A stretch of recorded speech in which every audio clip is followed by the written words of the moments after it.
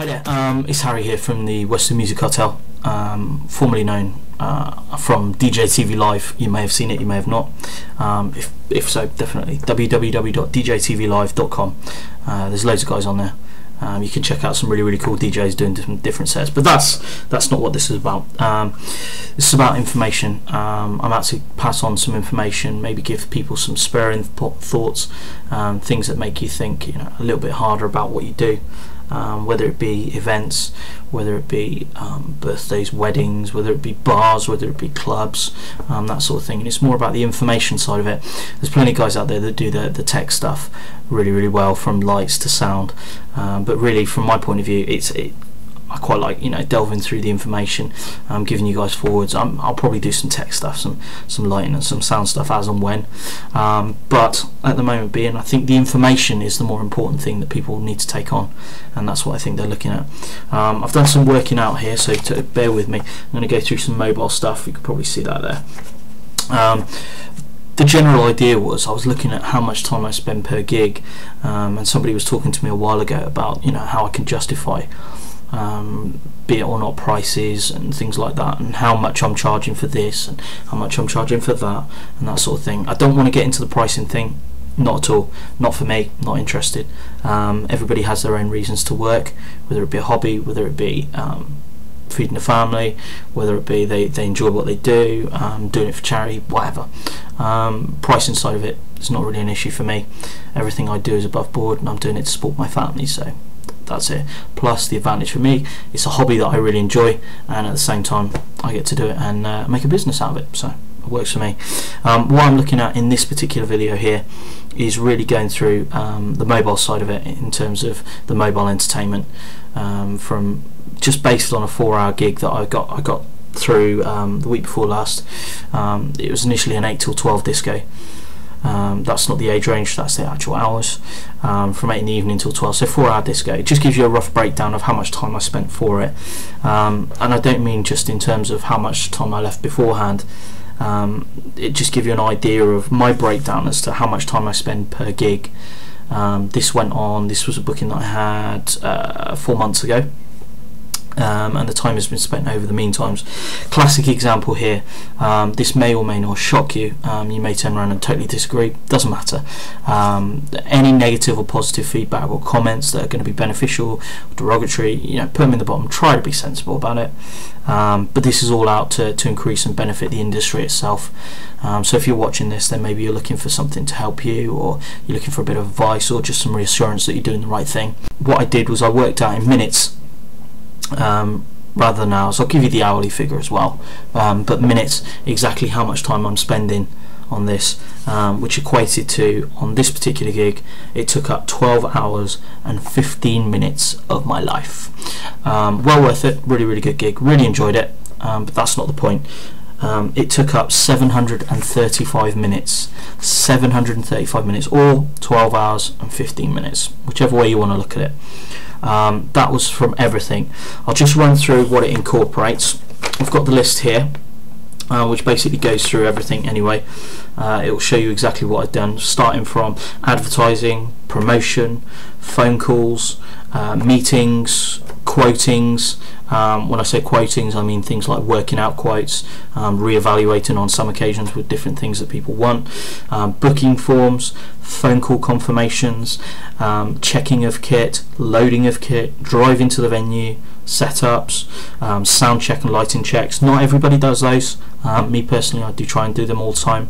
On this one I did specifically, because it was a bit of an awkward venue, very bad acoustics, but we all know what that's like.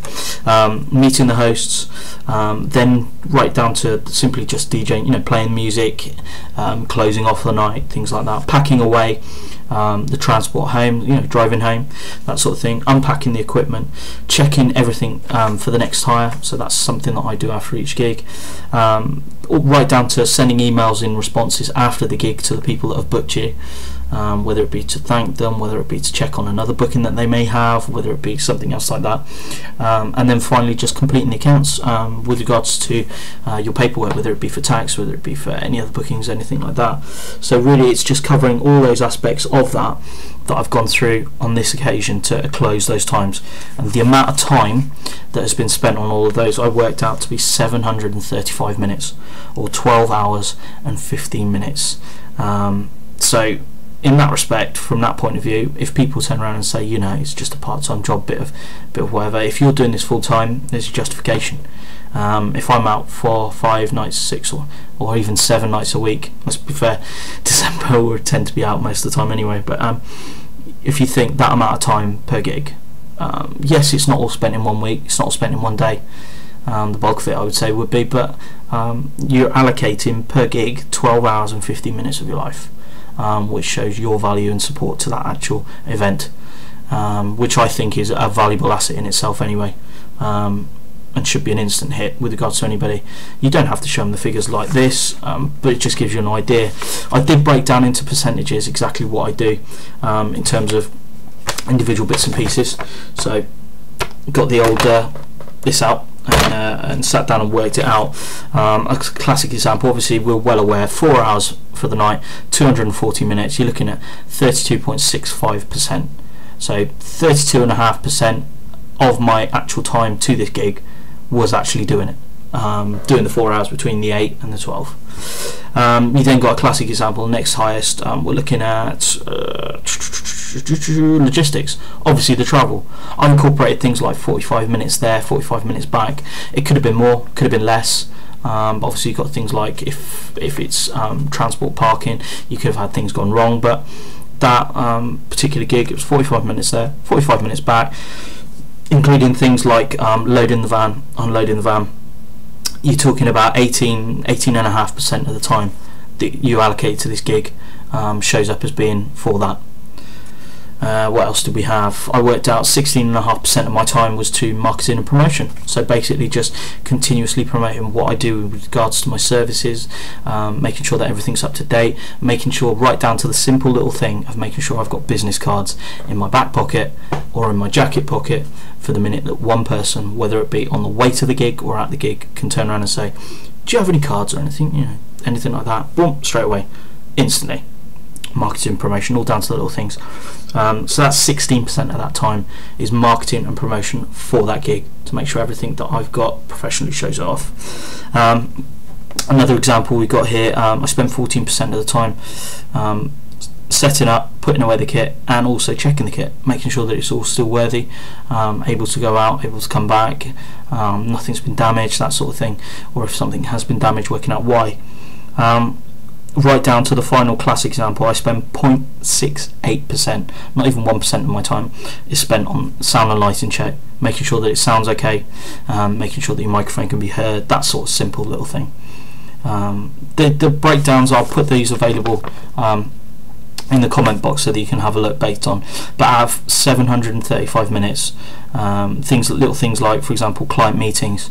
On this one in particular I spent 70 minutes in total on client meetings.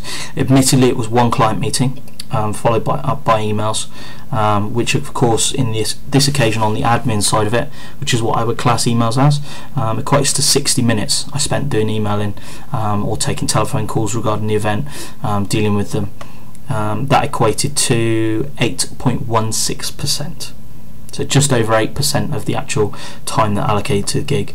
I'll put all these percentages up and the times up and everything for you, but really what I wanted to do here was just to give people a bit of perspective into how much time I put and evaluate on a gig, and how much time I think should be equated to somebody's event, no matter how big, no matter how small.